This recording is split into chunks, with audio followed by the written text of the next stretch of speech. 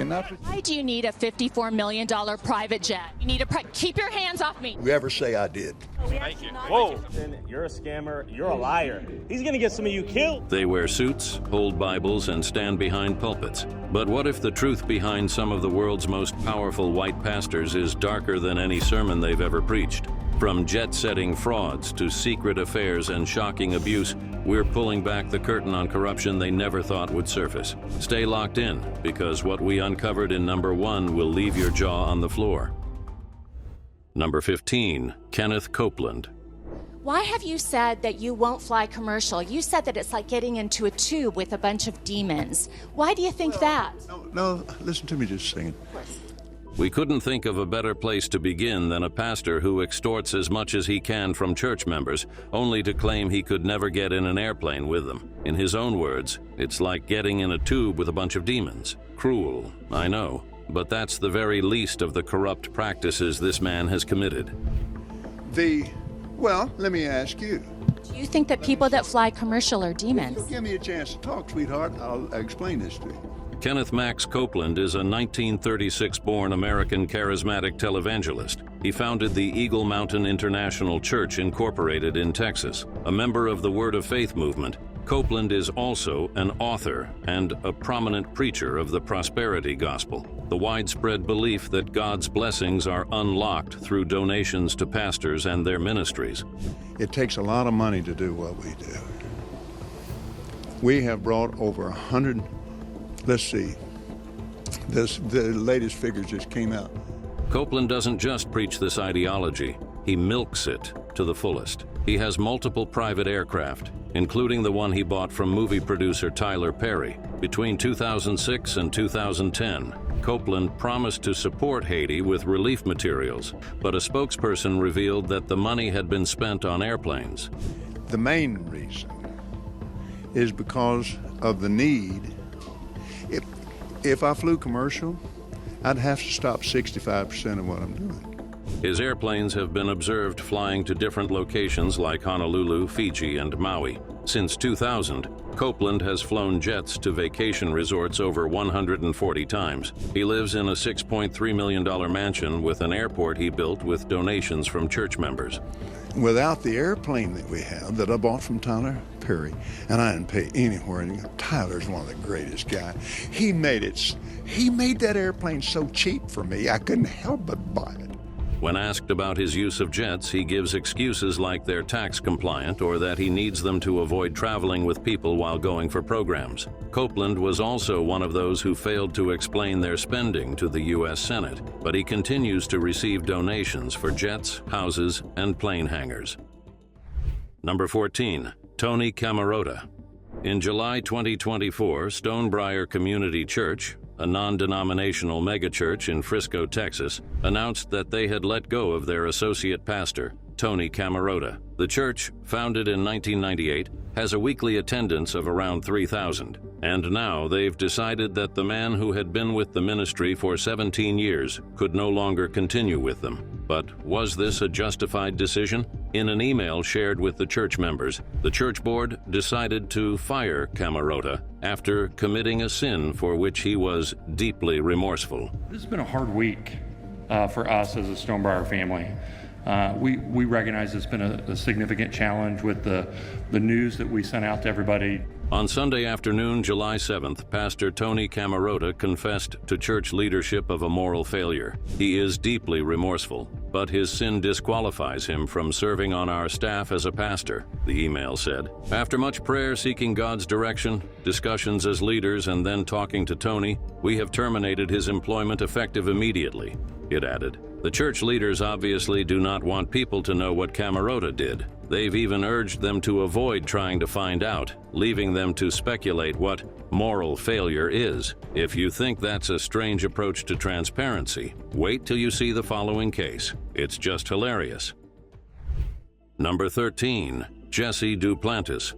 Jesse Duplantis is a famous property preacher who is frequently seen flying private jets. He is the founder of Jesse Duplantis Ministries and a preacher with the Christian Evangelical Charismatic Movement. Born in July 1949, Duplantis served on the Board of Regents of Oral Roberts University, alongside ministers like Richard Roberts, Kenneth Copeland, Creflo Dollar, and Benny Hinn. 16 times to Hawaii alone since 2006. I really believe that if Jesus was physically on the earth today, he wouldn't be riding a donkey. In 2018, Duplantis came under fire when he asked his church members to donate $54 million for him to buy a Dassault Falcon 7X jet. He said he already had 3 private jets as early as 2006 and wanted another one to burn for the Lord, Jesus Christ. They are some of the most popular and flashy TV evangelists in the country. These men appear to have made a lot of money, and they travel, well, like kings. He was in agreement with Kenneth Copeland when he mentioned that commercial flights were like rising with demons.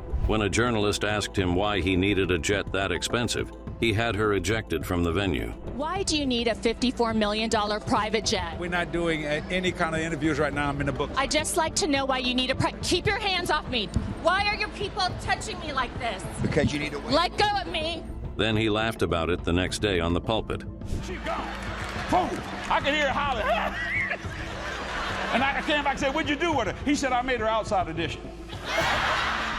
But what about a pastor who engages in inappropriate sexual relationships with not one but multiple members of their ministry? That is the case of Michael Brown.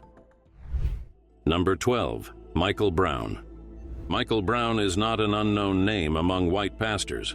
The author and radio host is influential in Messianic Judaism, Christian Zionism, and the Charismatic movement. He contributes to various Christian news platforms like The Stream and Town Hall. Brown also has a syndicated radio show called The Line of Fire, and it airs all across the U.S. Very much aware of the fact that in the body now there's kind of like a mini civil war over me. Some of you are really for me. Some of you are really against me.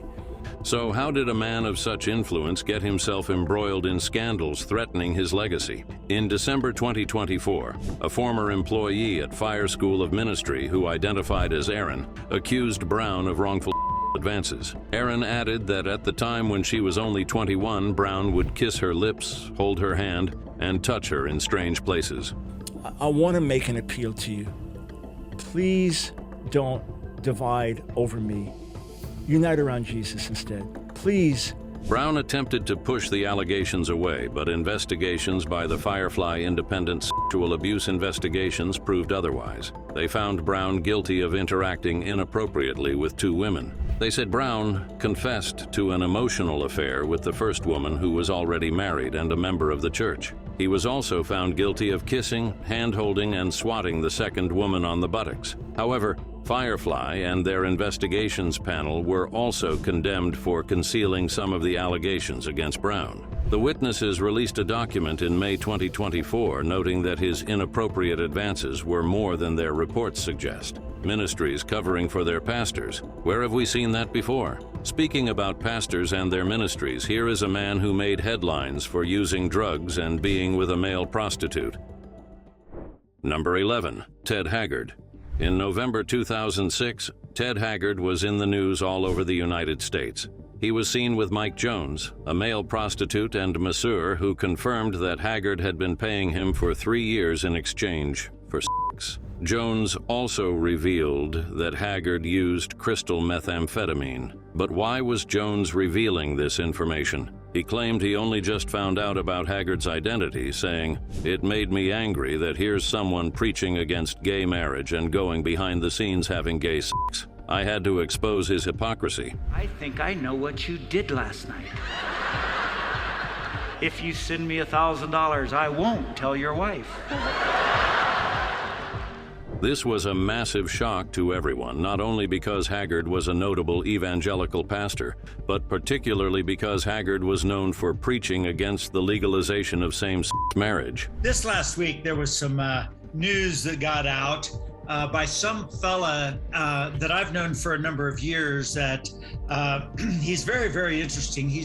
After the allegations reached mainstream media, Haggard resigned as the pastor of New Life Church in Colorado. He also left his positions at the Association of Life-Giving Churches and the National Association of Evangelicals. In a CNN interview, Haggard admitted to another relationship with a male church member, but he still had his eyes on the ministry. In 2010, he founded a new church, St. James Church, with his wife, Gail. Forgive him, Gail.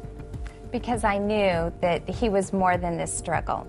I knew that we had spent almost 30 years together, and there was so much to salvage in our relationship. Again in 2022, Haggard was accused of using drugs and touching male members inappropriately. One of them was minor. He's still the head pastor of St. James Church and has moved services to his home. Someone, please keep an eye on that man, but let's talk about another pastor who was involved in prostitution. Number 10, Coy Privet.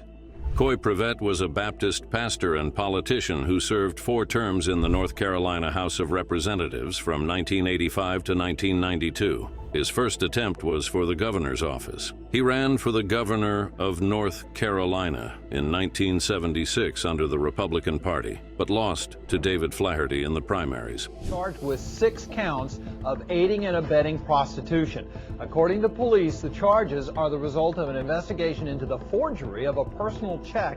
However, he made a comeback in 1998 and served as the county commissioner in Cabarrus County, North Carolina. As all this politicking happened, Privet remained a North Kannapolis Baptist Church pastor for 14 years before being named the pastor emeritus. In 2007, a 6-count charge of aiding and abetting prostitution was leveled against Privet. Reports said he used his position to contract prostitutes since the 1990s while paying them with church money. County commissioner, a former state representative in Raleigh, and a Baptist leader. But tonight, police say you can add one more title to Coy Privet, a John. He pleaded guilty and resigned from being the president of North Carolina's Christian Action League. Despite calls for his resignation, Privet kept his position as county commissioner and completed his term. However, his greed is no match for the next pastor on the list. Number 9, Joel Osteen. Joel is a man who is taking advantage of his position as a pastor to build businesses to make more money. He is a businessman, author, non-denominational Christian, and senior pastor of Lakewood Church, a position he attained after his father died of a heart attack. Products lining the shelves here besides the Bible, and with Joel's face plastered around the church like that of Jesus himself. He's got a lot of books. Osteen's preaching style has often been criticized. His critics say he appears self-serving and lacks adequate command of the scripture. Some say he comes across as a motivational speaker. He once held services with singers like Kanye West and Mariah Carey. Excuse me, brother. I go into these streams of consciousness when I'm talking, and when you speak it in the middle of it, it distracts me. I really appreciate the support, but I would like for everybody to be completely silent so I can... The attendance during these special services was through the roof, and a YouTuber who visited his church noted how everywhere was filled with the books he authored and other items that he sold. Apart from his constant preaching of the prosperity gospel, Osteen and his church have come under fire for not helping residents during the Hurricane Harvey disaster. Do you think you've used the Lord's word to profit, like grossly? Do you think you distorted the Lord's word to make money? So how about a pastor who goes as far as manipulating and mistreating their own children and grandchildren? Number 8, Joni Lamb. The Daystar Television Network was founded in 1993 by Marcus Lamb and his wife, Joni Lamb. Daystar is a Christianity-dedicated network with channels across the U.S. They were the first non-Israeli Christian network to obtain a broadcast license from the Israeli government. However, Daystar has also been at the center of multiple controversies. The Federal Communications Commission investigated Daystar in 2003 for allegedly selling illegal airtimes. In 2010, Marcus appeared on a show where he confessed to engaging in an extramarital affair. His confession led to multiple legal actions, and the couple discussed going for marriage counseling. That you and I are strong, and I think that our marriage is better today than it has ever been. Daystar once purchased a luxury 1997 Gulfstream jet through its mother company, Word of God Fellowship. This came 2 weeks after receiving a Paycheck Protection Program loan of $3.9 million. With the media questioning the link, they paid the loan with interest shortly after the reports. The latest scandal involving this controversial Christian body came in November 2024. Jonathan Lamb, son of Daystar owners, announced on social media that his parents covered up a sexual assault case involving their daughter and a man identified as Pete. Hey guys, Jonathan and Susie Lamb here. We just wanted to get on here because so many of you have been concerned about how we're doing, and we just wanted to let you know that we no longer work at Daystar. His wife also alleged a similar case against an unlicensed chiropractor brought in by Marcus and Joni Lambs. Jonathan has since been fired by his mother after failing to sign an NDA. Recently, Daystar made the decision to terminate my son Jonathan Lamb's employment. That decision was not taken lightly. It followed a 15-month review of Jonathan's performance. Who needs all those documents when you can storm the church like a YouTuber did with Pastor Ryan Giusti? Number 7, Ryan Giusti. Pastor Ryan Giusti is a pastor at the River at Tampa Bay Church in Tampa, Florida. He is the pastor of the Healing School, where he claims the ability to cure all types of illness, including indigestion, allergies, and food intolerance. Jesus from the dead. Oh, he's got digestion healing power for you. He'll take out shellfish allergies, peanut allergies, wheat intolerance, gluten intolerance, dairy intolerance, hands and feet.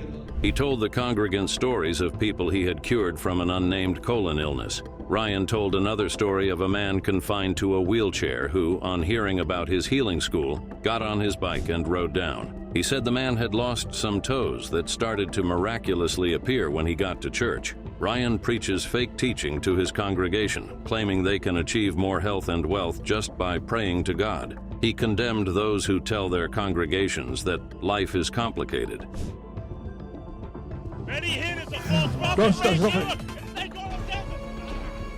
Enough is enough, brother. Enough is enough. Enough is enough. The whole thing was one false story after another. I cursed this foul disease in the blood. I cursed this thing in Jesus' name. You know, he went back and got a blood test while the session was going on, and there was no more STD. Clean report. Having had enough of the pastor's lies, this YouTuber decided to call him out. I'm married to one woman, and that was my mom. Your mom should be sickened by you. You're a false charlatan, you're a scammer, you're a liar. He's gonna get some of you killed. From one young pastor to another who has been a youth pastor at 4 different churches. Maybe he had another reason for moving around the churches. Let's find out. Number 6, Luke Cunningham. Luke Cunningham was arrested on June 19, 2024. He is a former pastor who has ministered at 4 different churches in Texas. But he wasn't arrested by the police. He was picked up by United States Marshals and will now be subjected to a probe by the FBI for alleged crimes of sex trafficking. Arrested last month on 2 counts of assaulting a child in 2017 and 2018 when Cunningham was a youth pastor at Lubbock's Turning Point Church. Cunningham's bond is currently Cunningham, who once served at Lubbock Megachurch, has been accused of sexually abusing students on out-of-state and international mission trips. Prosecutors say Cunningham is a violent predator who reportedly choked and slapped his victims until 2 were unconscious. They also described him as a manipulative serial groomer. He is said to lure his victims, convincing them to attend trips and camps, including those held out of state in places like Guatemala and Mexico. This former pastor will spend time behind bars if found guilty of the serious crimes. According to the Lubbock County District Attorney's Office, accusations against Cunningham include assault of a child and aggravated sexual assault. He faces convictions of between 15 and 60 years. Cunningham, who served at Lakeside Baptist Church in Texas, Turning Point Community Church in Lubbock, North Fort Worth Baptist Church in Fort Worth, and now defunct Agape Baptist Church, and his attorney are currently requesting the court to lower the bond from $500,000, stating he's been cooperative. Number 5, Robert Morris.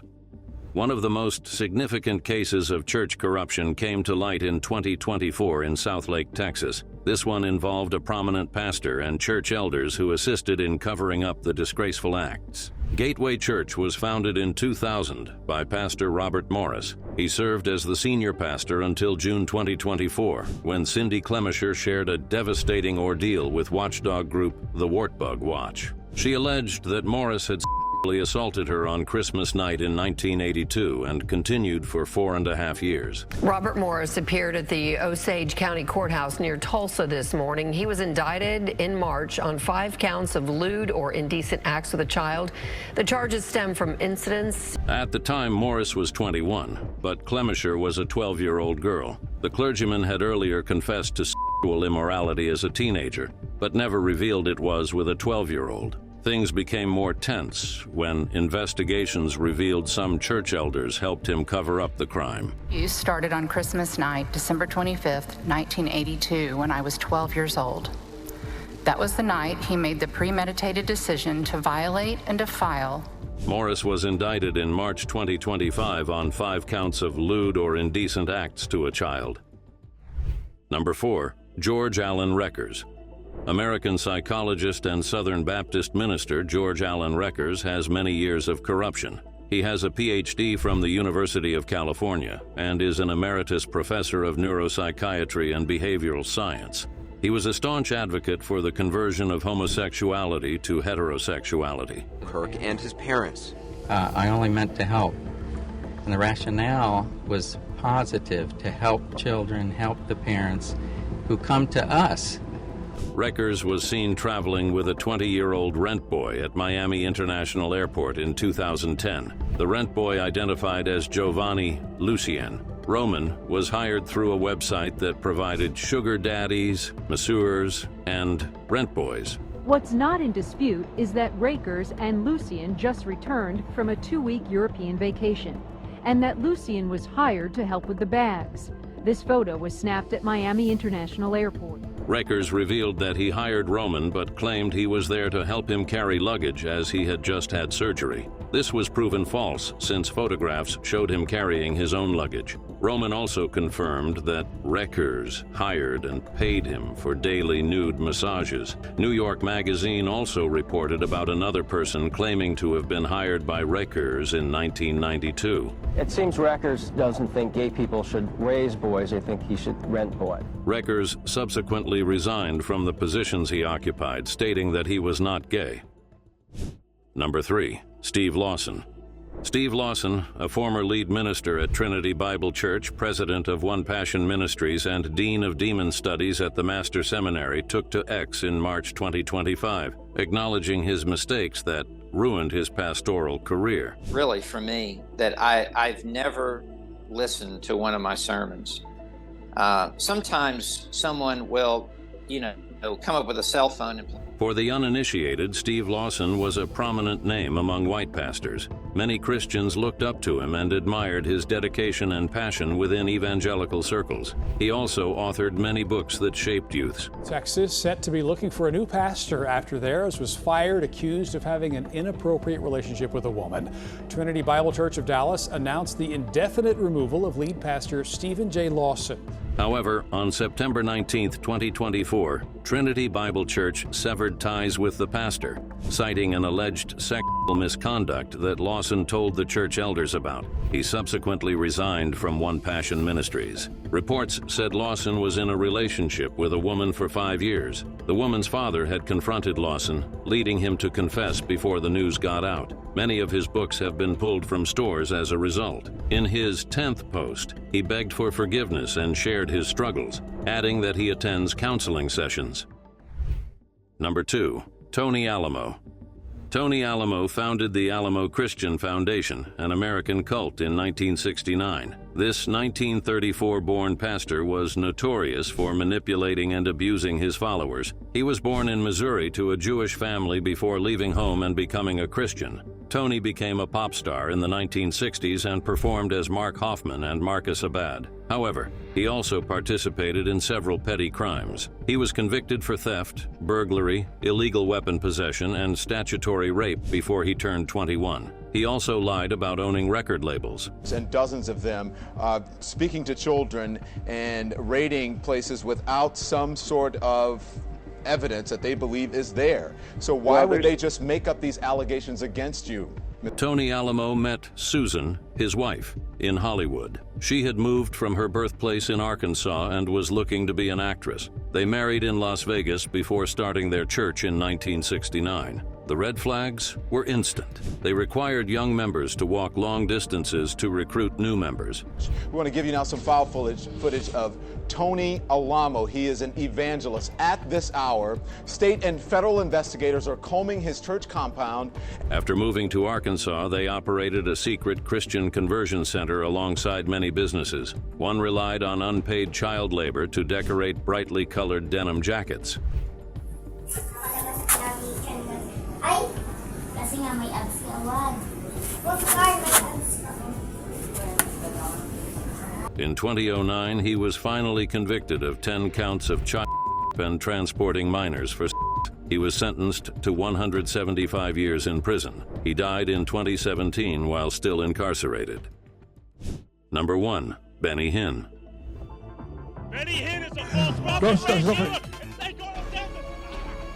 Enough is enough, brother. Enough is enough. Enough is enough.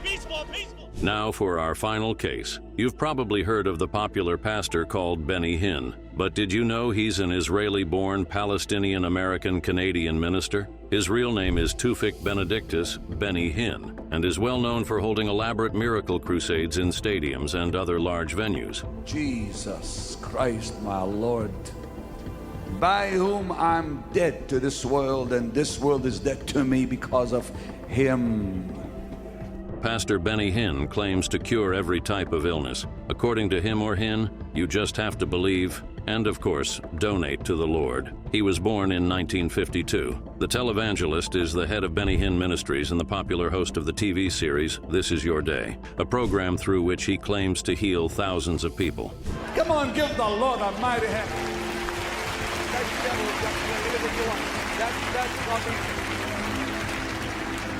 That is so glorious. Among Hinn's claims is that God uses him as a conduit for healings. He has reportedly cured some celebrities, including former boxer Evander Holyfield, of his non-compliant left ventricle. He also claims to have healed cerebral palsy, cancer, AIDS, blindness, and deafness, even when there's no way to ascertain the claims. A CBC television show investigated Hinn in 2004. They uncovered misappropriation of funds and discovered how his staff blocked off people with actual physical challenges from going on stage. The same thing came to light at his service in Canada. In 2025, a YouTuber, Tyler Oliveira, tried exposing Hinn at one of his services, but he and his cameraman were heavily assaulted. I was hit twice. I was hit twice with a golf cart, assaulted by a person here. Then he tackled me and threw me into the middle of a active road.